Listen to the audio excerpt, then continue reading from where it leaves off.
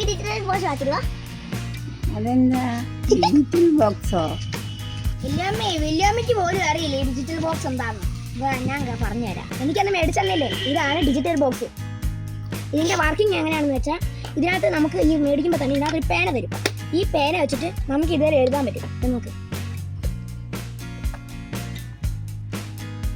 പടങ്ങളൊക്കെ വരയ്ക്കാൻ പറ്റും. അത് മാത്രമല്ല ഈ സ്വിച്ച് ഉണ്ടോ, ഈ സ്വിച്ച് ആണ് ഡിലീറ്റ് ബട്ടൺ. ഇത് അമർത്തിയിട്ടുണ്ടെങ്കിൽ ഇതിനകത്തുള്ള നമ്മൾ വരച്ചെല്ലാം ഡിലീറ്റ് ആയി പോകും. അത് മാത്രമല്ല ഇതിനകത്ത് നമുക്ക് സാധനങ്ങളും വെക്കാം. പിന്നെ ഇത് ബാറ്ററി ആയിട്ട് ഓടുന്നതാണ് കേട്ടോ.